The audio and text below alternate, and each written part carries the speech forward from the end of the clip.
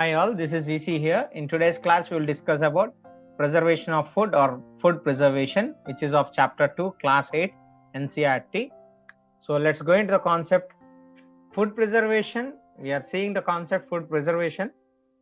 So in food preservation, before going into the concept of preservation of food or why the food is to be preserved, we need to know how the food is getting spoiled or what are the reasons why the food is spoiled. So as we know that in our houses, if we observe, we will keep the bread aside and we will forget it, and after some time, if you see, it will get spoiled and it has fungal growth on it due to the moist condition present in the bread. So in this way, if we observe, fungus is a microorganism. So one such cause for the spoilage of food is fungus, or we can say that microorganisms spoil our food. So what will spoil our food? Microorganisms will spoil our food. So how the food will be if microorganisms attack on it? The food will be emitting bad smell and has bad taste and changed color also. The three things which we can observe, or we can say that food is being spoiled, is it emits bad smell, it has bad taste, and color is also changed. These are the reasons we can say that the food is spoiled. And in order to control this or to avoid the spoilage of food, we have to save the food from the attack of microorganisms. So how to preserve the food and what are the methods we have and what are listed in class 8, we will see now. I hope you all are understanding the concept. So let us see the common methods here. The various methods to store food from microbial action is, the very first one is chemical method, second one is preservation of common salt or using salt as a preservative, third one is preserving food by using sugar, and next one is using oil and vinegar, and further we have heat and cold treatments, and finally we have storage and packaging. So storage and packaging, heat and cold treatments, oil and vinegar usage for preserving food, using sugar as a preservative, using salt as a preservative, and chemical methods. These are all the methods which are listed in our NCERT text, and we will see in detail about each and every method. So let's go one by one. Coming to the chemical method. What is chemical method? Coming to chemical method, chemicals, if you talk about common chemicals which we use in our day-to-day life for preserving food, are salts and edible oils. So what are salts and edible oils? Salts and edible oils are the common chemicals generally used to check the growth of the microorganisms or to control the growth of microorganisms, and these are commonly called as preservatives. So if one has to define preservative, we can define preservative as the substances or chemicals which are used to check the growth of microorganisms and to preserve the food from spoilage is called as preservative. Salts and edible oils, which are chemicals generally used, and we use salt or acid as a preservative to pickles. So for pickles, what we will use? We will use salt or we will use acid in order to prevent the attack of microbes. Generally, our parents or grandparents at homes will prepare pickles, and it will long for years. At least for 1 year, they will preserve the pickles for daily usage. So what they will use there? Either they will use salt or they will use acid in order to control the growth of microbes on them, and it can be used for a long time. And coming to other chemicals which are used as preservatives are sodium benzoate and sodium metabisulfite are very common preservatives used nowadays. These are used where the sodium benzoate and sodium metabisulfite are used. These are used in jams and squashes to check their spoilage.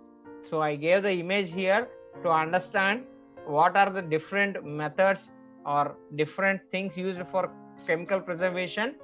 So once again we will see the concept. Chemical method, when we talk about chemical method, the first thing comes to our mind is salts and edible oils. Why salts and edible oils? Salts and edible oils are the common chemicals generally used to check the growth of microorganisms. Therefore, they are called as preservatives. Not only salts, we also used acid, preserve the pickles for a long time and to control the attack of microbes. And coming to the chemical treatment of jams, squashes and all, we use sodium benzoate and sodium metabisulfate, which are used as very common preservatives in jams and squashes. So these are the things used in chemical methods. Mainly we talk about salts and edible oils, we talk about sodium benzoate and sodium metabisulfate. Coming to the next one, preservation by salt. When we talk salt, it is the very old traditional method of preserving food such as meat and fish. So we have the statement here that common salt has been used to preserve meat and fish for ages, and it can long for long time, and it is being followed since good olden days when the man started to use salt as a preservative. Meat and fish are covered with dry salt to check the growth of bacteria. As I have said that salt is used for preserving meat and fish. So how they will preserve meat and fish? They will preserve meat and fish using dry salt. And how they will do? They will cover the fish or meat with dry salt in order to control the growth of bacteria on them. And then we also use salt in preserving amla, raw mangoes and tamarind, etc. So not only meat and fish, we use salting for amla, raw mangoes and tamarind as well. So these are common things which you can see. And coming to other examples, smoked salmon are also examples for common foods which are used for preserving by using salt. Pickles, beef jerky and smoked salmon are few examples. There are many, but by the process of preserving food by salt. So what are they? Generally we preserve fish and meat, beef jerky, pickles and smoked salmon are few examples. And coming to vegetable or fruits, amla, raw mangoes and tamarind are few examples for salting method. We preserve them for long time using salt. Preserving by salt is a very good example which is used very traditionally. Coming to the next one, we have preservation by sugar. So how food is preserved by sugar? So what is the main role of sugar and why sugar is used in preserving the food? We can say that sugar helps in preserving the color, texture and flavor of the food. So when we talk about sugar, it will preserve the color, the texture and the flavor of the food for a long time. That is the reason why sugar is used in preservation of the food. And generally what type of sugar is used? Granulated table sugar, which is also called as sucrose, is most frequently used sweetener in canning and freezing. When we talk about sugar, we use granulated table sugar. So where it is used as sweetener in canning and freezing. And coming to jams, jellies and squashes, all these are also preserved by using sugar. So not only canning and freezing, but jams, jellies and squashes are also preserved by sugar. What is the benefit of using sugar as a preservative? As I told, it preserves the color, texture and flavor. Not only these three, but it also reduces the moisture content of the food so that it will help in inhibition of the bacterial growth and finally stops the spoilage of food. So what happens finally? It will stop the spoilage of food. How? It will reduce the moisture content in the food and then it will inhibit the growth of bacteria and then the food is stored for a long time without any spoilage. Not only sugar, we use honey, corn syrup and brown sugar as a substitute for granulated sugar. If sugar is not available, we can use honey, corn syrup or brown sugar, and these also will not reduce the calories or total carbohydrate content. So when we talk about sugar, what is sugar?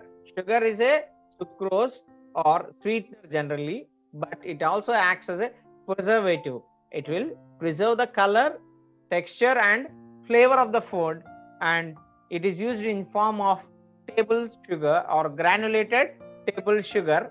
And if sugar is not available, what are the other alternatives we can use? We can use honey, brown sugar or corn syrup, which will also act as sugar, and it will not reduce the calorie or total content of the carbohydrate which are present in the food. The sugars are used in jams, jellies and squashes as preservatives. Coming to the next one, preservation using oil and vinegar.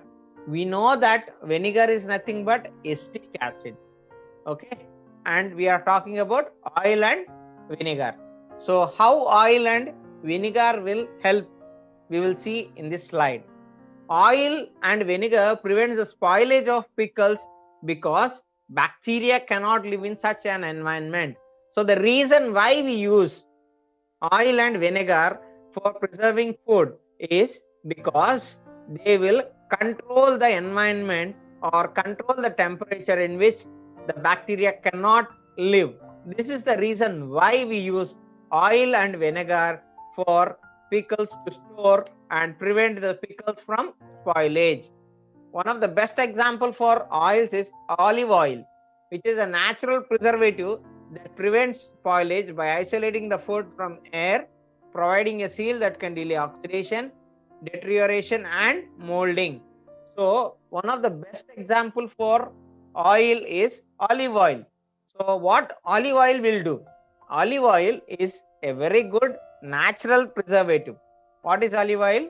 Olive oil is a very good natural preservative which prevents the spoilage by various methods like isolating the food from the air content. So from the surrounding air, whatever it is, it will isolate the food and it acts as a seal between the food and the outer atmosphere conditions. And by this seal formation, what happens? It will delay oxidation process, deterioration process and molding process. These are the reasons why olive oil is used widely for preventing food from spoilage. What are the things olive oil do? Olive oil will prevent the food from spoilage by isolating the food from air, providing as a seal, as a delayed oxidation process, and deterioration and molding also is delayed because of olive oil. Coming to vinegar. What is vinegar? Vinegar is used in all sorts of food preservation methods. So it is very light acidic content and it will reduce the amount of bacterial growth and all. So these are the things which help vinegar to use as a natural preservative. So what are the key things or key properties which it have and makes it ideal for using as a preservative is, it is ideal as slowing or stopping the food from spoilage for long time. The best method here is using vinegar. So what vinegar will do? Vinegar will slow down or stop the food from spoilage for long periods. It could be years also. So vinegar will help in preserving the food for long time by stopping the spoilage of food or slowing the spoilage of food. And coming to the primary action, what the vinegar will do is its pH or the acidity of vinegar that inhibits the bacterial growth, and this process is commonly called as pickling, or the method of usage of vinegar in storing the food or preserving the food is called as pickling, as the pH level or acidic content of the vinegar is helpful in reducing the bacterial growth, the growth of the bacteria, and it will help in prolonged use of the food without any spoilage. Vegetables, fruits, fish and meat are often preserved by this method. So coming to vegetables, fruits, fish and meat are best examples for preserving food using vinegar. So what are all the methods we have? We have oil and vinegar. So what oil do?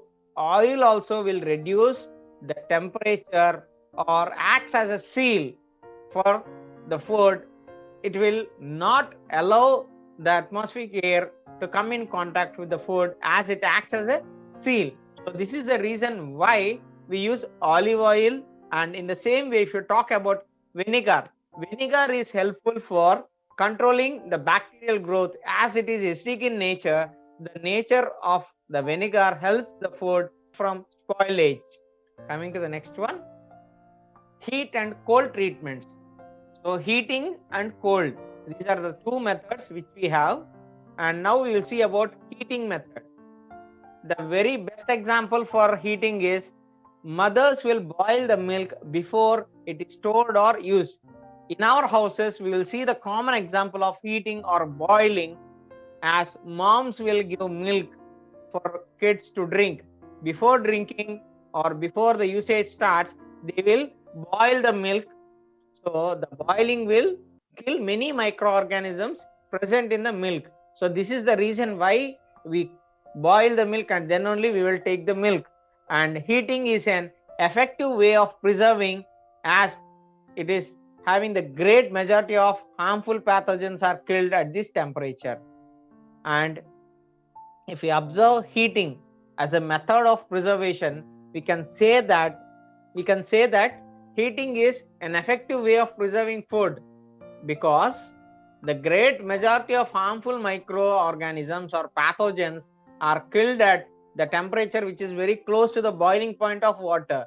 As you all know what is the boiling point of water, we know that at how much temperature we have to boil the water, and heating is an effective way for preserving the food, because at the level of or boiling point of water, the majority of microorganisms are killed. So this is why we prefer heating, so that it will help in killing the microorganisms and preserving food for long time. We compare heating with other ones such as freezing. Heating food is a form of food preservation comparable to that of freezing, but much superior to it in its effectiveness. When we compare heating and freezing, heating gives a very good result, as it has more effectiveness than freezing the food. That is the reason why we prefer heating the food. And coming to the other one, we have cold or freezing method. Freezing is nothing but chilling at high degree temperature, so that the food will get inactive, or the microbial growth will become inactive at that particular temperature. So foods are chilled to extend shelf life by reducing biochemical reactions and microbial activities. So why we will use freezing method? We use freezing method because it will extend the shelf life. How it will extend the shelf life?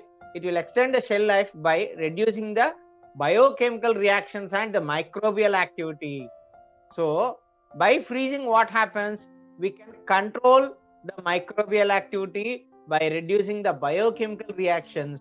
Not only that, it also extends the shelf life. That is the reason why we use freezing as a method of preserving food. The temperature is controlled. The control of temperature is very essential in order to prevent the spoilage of food. So if you talk about spoilage, what we will consider here?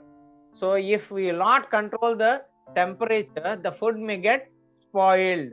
So this is the reason why we will freeze it, and we will reduce the temperature, and we will control the environment with the preferred levels, so that the food can be stored for long durations. And generally we will freeze fish or meat or vegetables or some sort of other things which we eat in our day-to-day life. And coming to examples for freezing, meat, fish, vegetables are best examples for storage of food or preserving the food by freezing method. So once again we will see freezing importance.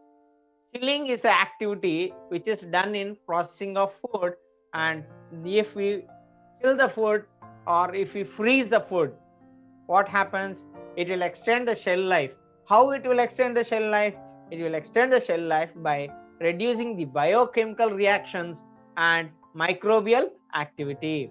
So the method to control microbial activity and biochemical reactions is either heating or freezing. Both will give good results, but when compared to freezing, heating has more effective results. How freezing helps? What are the measures we will take here? We will control the temperature so that we will reduce the microbial action on the food. So food is chilled either by using mechanical refrigerator systems or cryogenic refrigerating systems. How food is chilled? Food is chilled using mechanical or cryogenic refrigerating systems. Going to the next one, pasteurization. What is pasteurization and why we call it as pasteurization method? Sir Louis Pasteur was the one who is responsible for the discovery of this process. Hence, we call it as pasteurization method. So, who is the one who discovered pasteurization process? It was Sir Louis Pasteur who discovered the process of pasteurization. Pasteurization, if we want to define, or one can define pasteurization as the process by which heat is applied to food and beverages to kill the pathogens and extend its shelf life. Pasteurization method uses heating. How it is done? The food which we want to keep for long time, and for example milk, if you want to store the milk is heated to about 70 degrees centigrade for 15 to 30 seconds and then suddenly chilled and it is stored.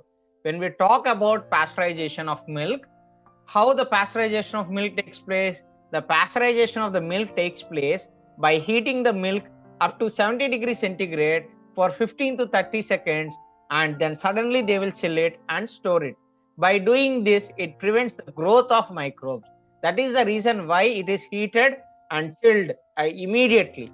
Immediately heating and immediately chilling it makes the environment not suitable for the growth of microorganisms. So this is the reason why we will boil the milk and we will chill it. Pasteurized milk can be consumed without boiling. So we can consume milk which is pasteurized because it is free from harmful microorganisms. Pasteurization was discovered by Louis Pasteur, and how the pasteurization process takes place. In this process, we heat, or heating is applied to the food and beverages to kill the pathogens and extend the shelf life. If you talk about milk and pasteurization of milk is done by heating it to about 70 degrees centigrade for how much time? 15 to 30 seconds. For 15 to 30 seconds, we will do it and then we will suddenly chill it and store the milk. What happens by doing this process? By doing this, the prevention of growth of microbes takes place. By doing this process, we can control the growth of microbes and we can use the food and it can remain for a long time. And another benefit of pasteurized milk is that we can consume them without boiling. Coming to the other one, we have storage and packaging. Storage and packaging, one of the important things. After all doing these processes, one of the important tasks we have to do is storage. How to store the food and how to pack them. Coming to storage and packaging.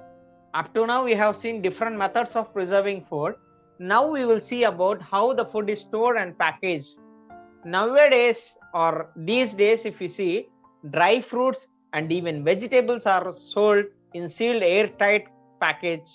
And why this is done? This is done because we can prevent the attack of microbes. So storage and packing helps in avoiding the attack of microbes. How we will do? We will package them in order to control the immediate environment of a food product.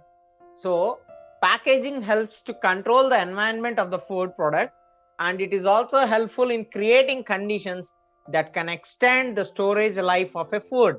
So why we will do storage or packaging is we can control the immediate environment of the food product, and it also helps in creating the condition that can, or we can increase the storage of the food life.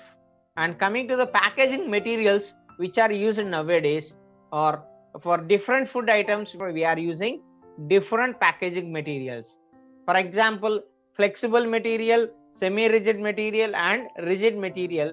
These are the three types of packaging materials which we are using. And what are the classifications of these?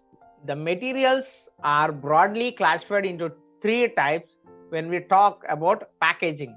They are flexible, semi-rigid, and rigid. So what is flexible and what are the materials are used as flexible packaging materials are papers, thin laminates, and plastic film. These three are examples. What are they? Paper, thin laminates, and plastic film.